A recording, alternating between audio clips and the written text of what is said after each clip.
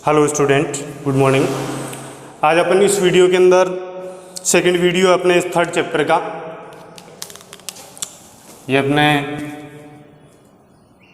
Second part हो गया, एक तरह से पार्ट 2 लिख देता हूँ मैं। फर्स्ट पार्ट के अंदर अपन ने न्यू प्रॉफिट शेयरिंग रेशियो और गेनिंग रेशियो के अंदर के बारे में अपन ने पढ़ा था। आज वाली इस वीडियो के अंदर अपन देखेंगे कि अगर कोई पार्टनर रिटायर्ड होता है तो गुडविल का ट्रीटमेंट किस हिसाब से होगा और एक्यूमुलेटेड प्रॉफिट एंड लॉस का ट्रीटमेंट किस हिसाब से होगा। एक्यूमुलेटेड प्रॉफिट एंड लॉस, इसकी इंपॉर्टेंस ही तो आप लास्ट वाले चैप्टर के अंदर समझ गए होंगे। जितने भी अपन ने बड़े क्वेश्चन किए थे, हर क्वेश्चन के अंदर आपके एक्यूमुलेटेड प्रॉफिट और लॉस आ रहा था। एक्यूमुलेटेड प्रॉफिट और लॉस क्या होता है आप जानते हो आप कि बैलेंस शीट के अंदर जो क्वेश्चन में आपके बैलेंस शीट दी हुई है या time of retirement and death, उस टाइम बैलेंस शीट के लायबिलिटी साइड में अगर किसी भी टाइप का कोई रिजर्व पड़ा है, अगर कोई भी फंड है पीएफ को छोड़कर, बार बार लिखता हूँ मैं पीएफ को छोड़कर, क्योंकि पीएफ आपके क्या है, लाइबिलिटी है भाई, ठीक है, पीएफ लाइबिलिटी होती है। तो बैलेंस शीट के लाइबिलिटी साइड में अगर कोई भी रिजर्व फंड है और इस साइड में अगर पी एंड एल पड़ा है तो ये credit balance of P and L है। तो ये सारे के सारे आपके एक्यूमुलेटेड प्रॉफिट है। और बैलेंस शीट के एसेट साइड में अगर आपके पी एंड एल है, इसको अपन debit balance of P and L कहते हैं। अगर इस साइड में आपके गुडविल है, इस साइड में कोई भी आपके सस्पेंस अकाउंट है, तो ये आपके क्या कहलाते हैं, एक्यूमुलेटेड लॉस। एक्यूमुलेटेड प्रॉफिट और लॉस का वही रूल है जो पहले था, old partner distribute by old partner, distribute by old partner in old ratio, ठीक है ना। अगर कोई पार्टनर रिटायर्ड होता है तो उस टाइम कहता है कि भाई ये जो रिजर्व है इसमें मेरा भी हिस्सा है, तो वो चाहता है कि मेरे जाने से पहले पहले मैं अपना हिस्सा लेके चला जाऊं। तो जो भी reserve fund P and L है उसको डिस्ट्रीब्यूट कर लिया जाता है, सारे पार्टनर ओल्ड पार्टनर डिवाइड कर लेते हैं किस रेशियो में, ओल्ड रेशियो में। बात आती है जर्नल एंट्री की, तो प्रॉफिट को डिवाइड करने पर कैपिटल बढ़ती है तो कैपिटल अकाउंट यहाँ पे क्रेडिट होगा, और लॉस को बांटने पर कैपिटल कम होती है तो कैपिटल डेबिट होगी, तो यहाँ पे कैपिटल अकाउंट को डेबिट करेंगे। तो यहाँ पे आपकी एंट्री होगी, रिजर्व को बांट रहे हो तो रिजर्व अकाउंट डेबिट, अगर पी एंड एल को बांट रहे हो तो P and L account debit, और फंड को बांट रहे हो तो fund account debit to old partners capital account, ठीक है, ओल्ड पार्टनर कैपिटल अकाउंट। और ये अगर इसकी एंट्री करने की बात आए तो लॉस है, तो लॉस से कैपिटल क्या होती है भाई, कम होती है, लॉस से कैपिटल कम होती है तो डेबिट होगी। तो आप एंट्री करोगे old partner capital account debit to, क्या बांट रहे हो, पी एंड एल है तो पी एंड एल, गुडविल है तो गुडविल, और सस्पेंस अकाउंट है तो सस्पेंस, ठीक है। ये दो चीज़ें बहुत ज़्यादा काम आने वाली है एक्यूमुलेटेड प्रॉफिट और लॉस की। और एक्यूमुलेटेड लॉस के अंदर लगभग बहुत सारे क्वेश्चन में आपको गुडविल के बारे में दिया हुआ है कि goodwill appear in the book, goodwill appear in book, book में पड़ी है या बुक में अपीयर है, इसका मतलब यही है कि आपकी जो ओल्ड बैलेंस शीट है वहाँ पे आपके एक गुडविल का अकाउंट पड़ा है। तो बैलेंस शीट में अगर गुडविल है तो उसको अपन क्या मानते हैं भी, एक्यूमुलेटेड लॉस। तो जहाँ पर भी आपके बैलेंस शीट में गुडविल की बात कह दें वहाँ पर आपको ये वाली एंट्री करनी है, old partner capital account debit to goodwill, ठीक है। तो ये आपके एक्यूमुलेटेड प्रॉफिट और लॉस की एंट्री होगी। अब बात कर लेते हैं गुडविल के बाद, ये गुडविल की एंट्री के बारे में, अकाउंटिंग ऑफ गुडविल।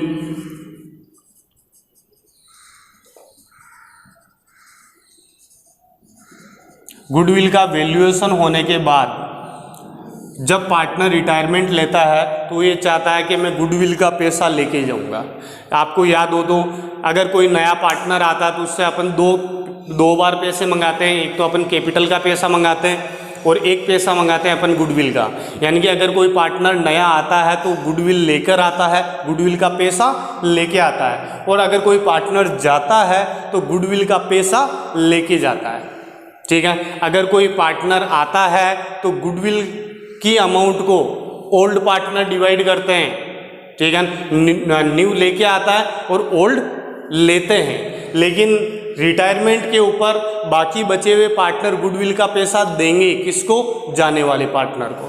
ठीक है, तो इसके अंदर आपके गुडविल की एक ही एंट्री आपको याद रखनी है कि जो रिटायर्ड पार्टनर है वो गुडविल का पैसा लेके जाएगा, तो रिटायर्ड पार्टनर को पैसा मिलेगा, इनकी कैपिटल अगले की इंक्रीज होगी, तो रिटायर्ड पार्टनर की कैपिटल को इंक्रीज करना है, मतलब क्रेडिट करना है, और देंगे कौन? बाकी बचे हुए पार्टनर, तो उनकी कैपिटल को डिक्रीज करना है। तो आपकी एंट्री क्या होगी? Remaining partner capital account debit,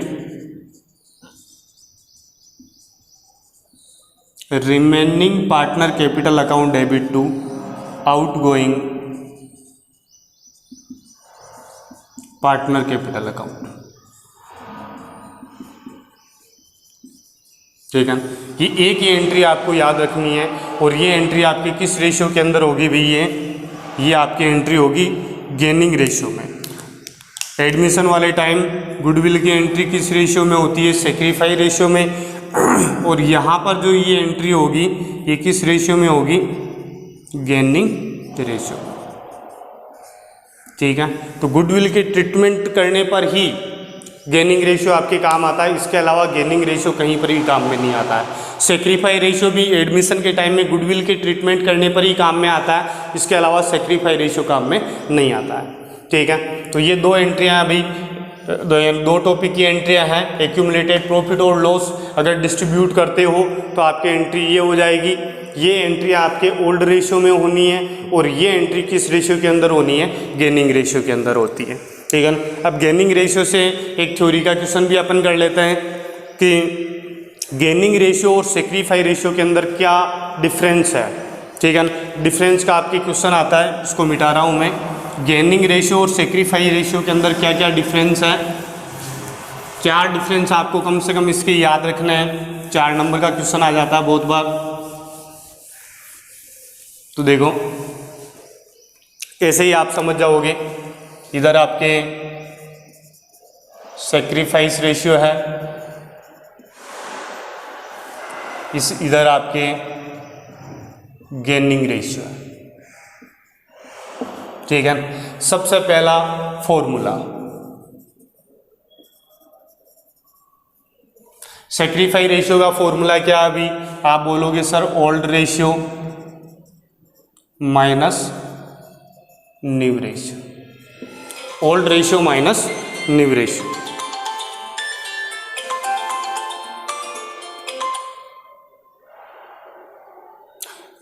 इसका फॉर्मूला क्या है? Old ratio minus new ratio. Gaining ratio का फॉर्मूला क्या है?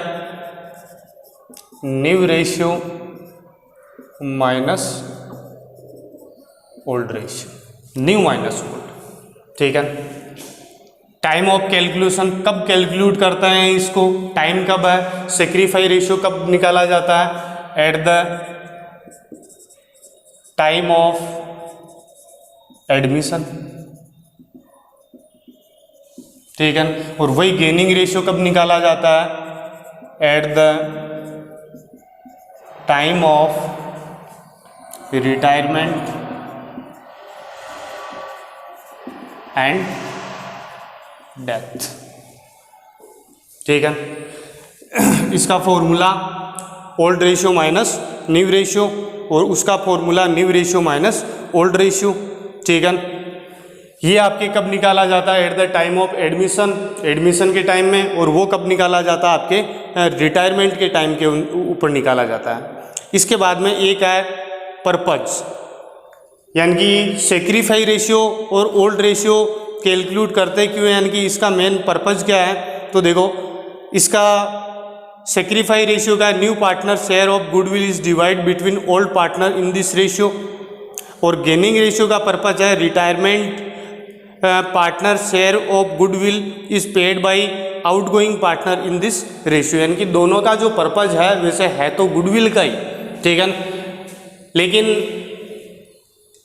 ये जो है ये आपके गुडविल को ओल्ड पार्टनर जो सेक्रीफाई पार्टनर है उसके अंदर डिस्ट्रीब्यूट करने के काम में आता है, और ये जो है ये आउटगोइंग पार्टनर को उसकी गुडविल का पैसा देने के काम में आता है, ठीक है। तो दो फॉर्मूले तो यानी कि मेरे हिसाब से दो आप ये याद रख लो, और एक इसके मीनिंग का है, एक डेफिनेशन इसकी लिख लेना, सेक्रीफाई रेशियो की डेफिनेशन और गेनिंग रेशियो की डेफिनेशन, ठीक है। तो ये आपके मेन इसके 4 डिफरेंस हो जाएंगे।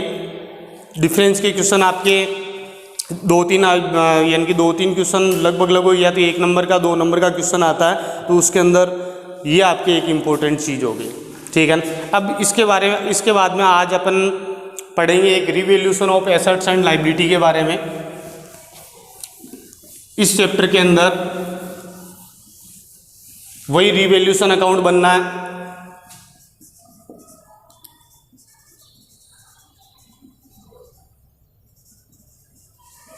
रिवैल्यूएशन अकाउंट सेम जैसे अभी तक आप बनाते हुए आए हो, बिल्कुल वो का वही है। एसेट्स और लायबिलिटी की वैल्यूएशन करने से जो प्रॉफिट होगा वो इधर और लॉस होगा वो इधर आएगा। कॉलम नहीं है ये, कॉलम तो पर्टिकुलर अमाउंट के ही है। कुल मिला के इस साइड में आपके क्या आना है, प्रॉफिट आना है, इस साइड में आपके क्या होना है, लॉस आना है। लॉस कब कब होगा, अगर कोई लायबिलिटी इंक्रीज होगी तो लॉस होगा, अगर कोई एसेट्स डिक्रीज होगी तो लॉस होगा, और अनरिकॉर्डेड लायबिलिटी अगर फाउंड होती है तो आपके लॉस होगा। जस्ट अपोजिट, लायबिलिटी अगर डिक्रीज होगी तो प्रॉफिट होगा, एसेट्स अगर आपके इंक्रीज होगी तो प्रॉफिट होगा, और अनरिकॉर्डेड एसेट्स अगर आपके फाउंड होती है तो आपके क्या होगा, प्रॉफिट होगा, ठीक है। तो ये आपके प्रॉफिट की और ये आपके लॉस के आइटम है। डिफरेंस अपन वही प्रॉफिट जो लॉस होता है उसको ओल्ड प्रॉफिट शेयरिंग रेशियो में बांट लेते हैं। इसके बाद में वही आपके पार्टनर्स कैपिटल बनना है, और वैसे के वैसे ही आपके बैलेंस शीट बननी है। इसमें जो आपको फोकस करना है इस वाले टॉपिक पे उतना ज़्यादा नहीं करना है, इसलिए मैं भी इस पर ज़्यादा जोर नहीं दे रहा हूँ। एक मैं आपको लोन अकाउंट बता देता हूँ, इसके बाद में अपन शॉर्ट क्वेश्चन पे चलेंगे नेक्स्ट वाली वीडियो के अंदर। देखो लोन अकाउंट मैंने आपको बताया था कि अगर कोई पार्टनर रिटायर्ड होता है या डेथ होती है तो उसके पेमेंट के मेथड ऑफ पेमेंट के जो मेथड है वो आपके 2 है, ठीक है। पहला लमसम मेथड,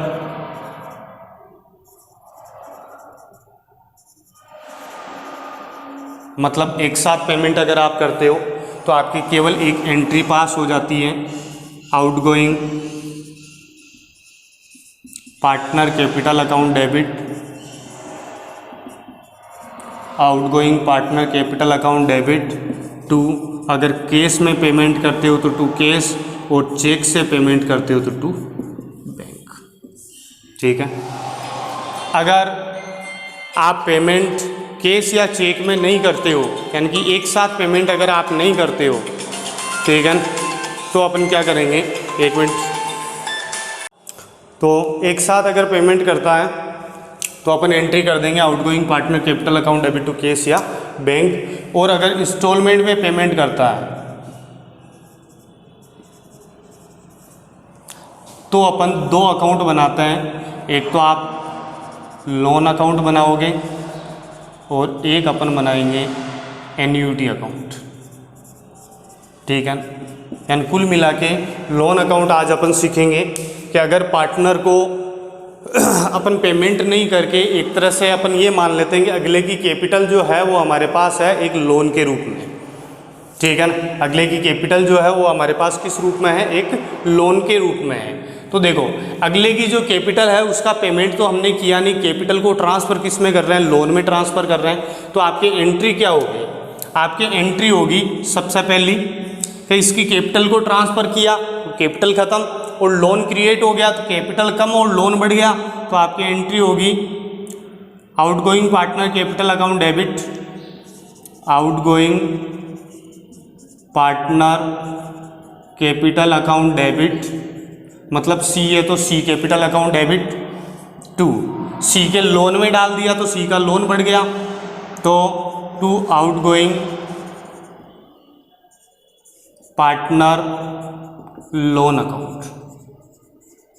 ठीक है ना, इसको अपन इस एग्जांपल से समझ सकते हैं कि सी की कैपिटल थी 1 लाख, जिसको लोन में कन्वर्ट कर दिया, तो अपन कर सकते हैं C's capital account debit, C's capital account debit to C's loan account, C's capital account debit to C's loan account. ठीक है, तो इसकी शुरुआत अपन कैसे करेंगे, इसका फॉर्मेट देख लेना। ये इसका फॉर्मेट चलेगा डेट पर्टिकुलर अमाउंट और डेट पर्टिकुलर अमाउंट। ठीक है, ये अमाउंट का कॉलम, ये डेट का कॉलम, तो ये डेबिट साइड हो गया, ये आपके क्रेडिट साइड। सबसे पहला कॉलम इसका डेट का, पर्टिकुलर का, ये आपके अमाउंट का, वापस आपके डेट का, पर्टिकुलर का और अमाउंट का। ठीक है, सबसे पहले इस साइड के अंदर आप लिखोगे बाई बैलेंस बीडी, या आप लिखोगे कैपिटल अकाउंट। ठीक है, देखो अगर क्वेश्चन के अंदर लोन अकाउंट का बैलेंस दिया हुआ है तब तो आप इधर बाई बैलेंस बीडी लिखोगे, और वही कैपिटल अकाउंट का बैलेंस दिया हुआ जिसको लोन में ट्रांसफ़र करना है तो यहाँ पे सबसे पहले क्या लिखोगे, बाई कैपिटल। इसके बाद में आपके इस साइड में इंटरेस्ट लगाना है, बाई इंटरेस्ट लगाया।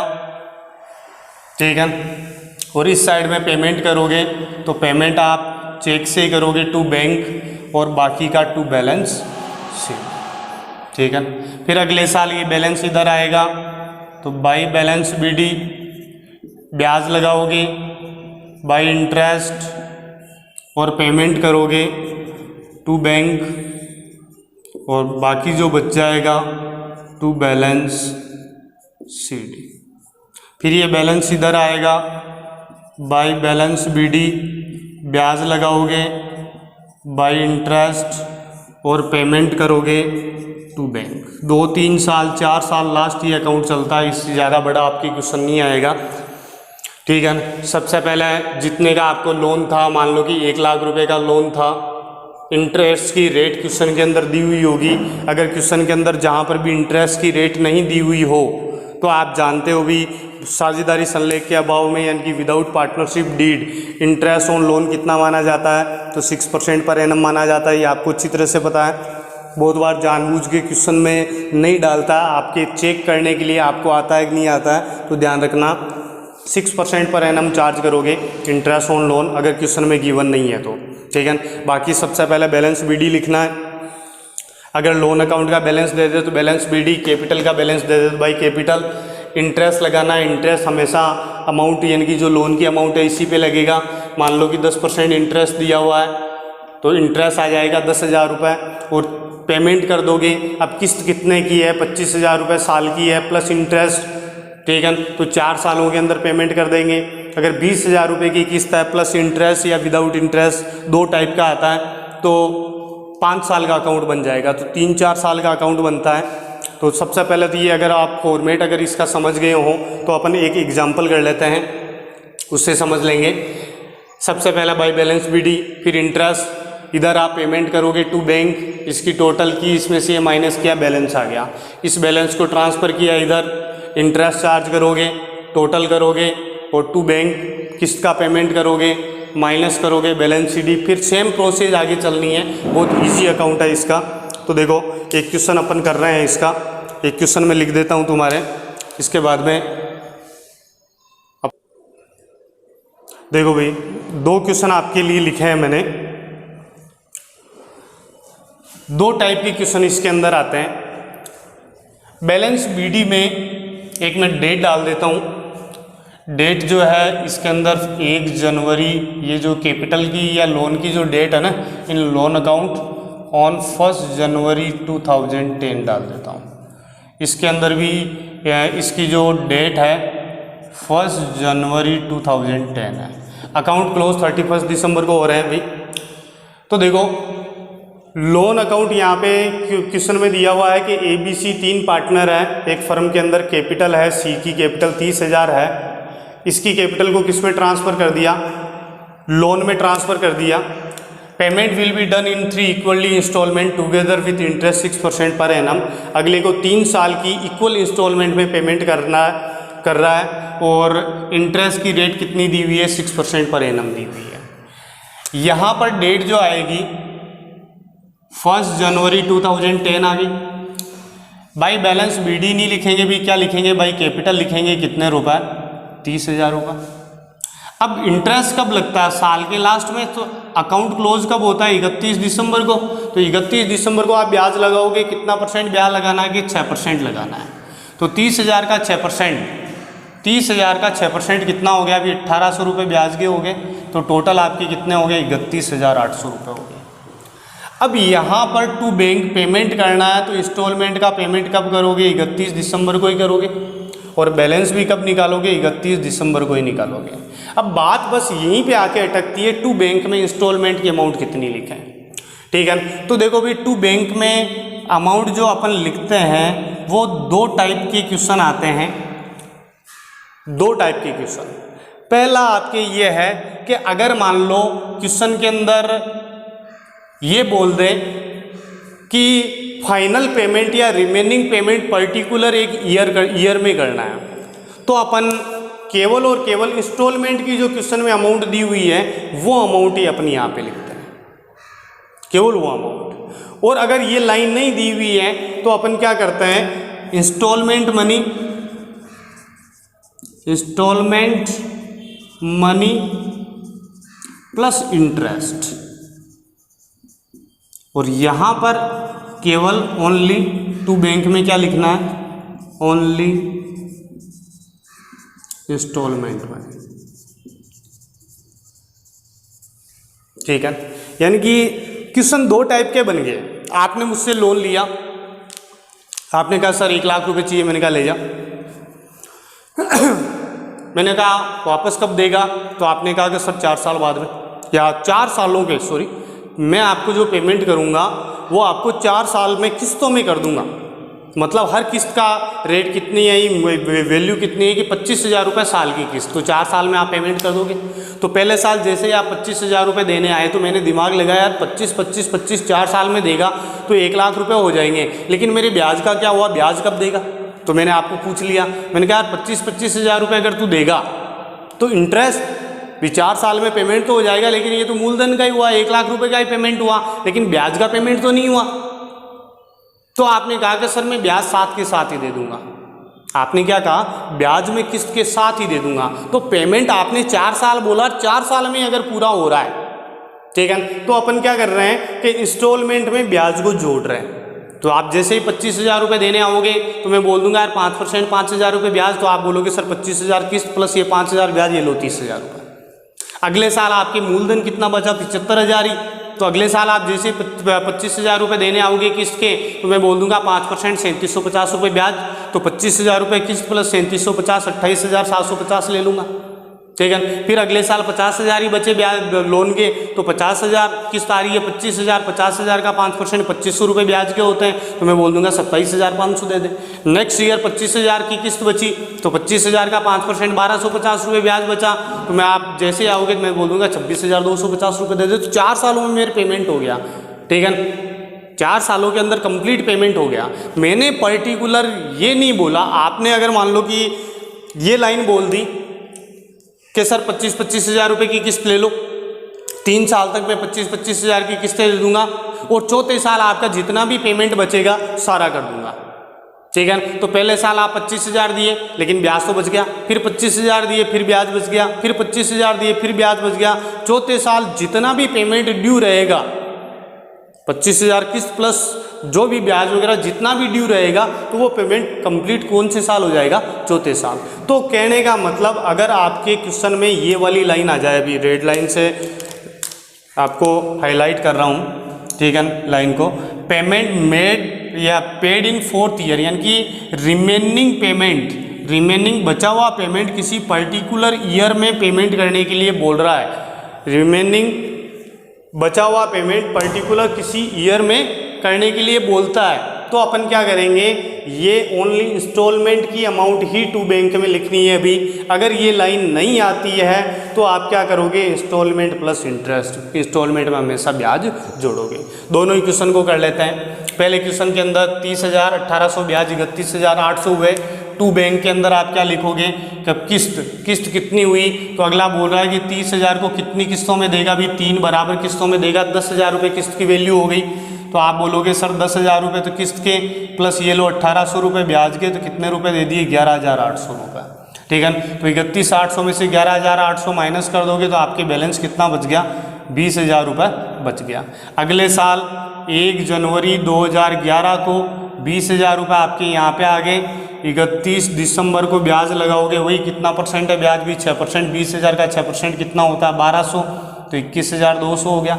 तो आप टू बैंक 31 दिसंबर को पेमेंट करोगे, 31 दिसंबर को पेमेंट करोगे टू बैंक में, तो 10,000 रुपये तो किस्त के, प्लस 1,200 रुपये ब्याज के, कितने रुपए, 11,200 रुपये। तो 21,200 में से 11,200 माइनस करो तो बैलेंस कितना बच गया, 10,000 बच गया।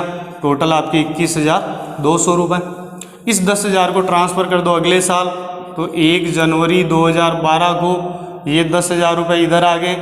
साल के लास्ट में 31 दिसंबर को इंटरेस्ट कितना, 6%, वही 600 रुपये, तो 10,600 आ गया। तो पेमेंट करोगे 31 दिसंबर को पेमेंट करोगे 10,000 रुपये, तो किस्त वाले प्लस 600 रुपये ब्याज के, टोटल 10,600, टोटल 10,600 आपके हिसाब कंप्लीट हुआ। ठीक है, एक तो आपके क्वेश्चन ये वाला हुआ, एक आपके क्वेश्चन ये वाला है। इसके अंदर क्या बोल रहा है कि 40,000 का पेमेंट करना है, कैसे करना है, कि 15,000 रुपये के तो 3 साल तक देगा, 15,000 रुपये तो 3 साल तक देगा। चौथे साल बाकी जितना भी बचा, बाकी जितना भी बचेगा वो सारा का सारा कौन से साल दे देगा, चौथे साल दे देगा। ठीक है, तो इसको भी करके देख लेते हैं एक बार, ज़्यादा टाइम नहीं लगना है। इस क्वेश्चन को करके देखते हैं, एक बार मिटा रहा हूँ मैं।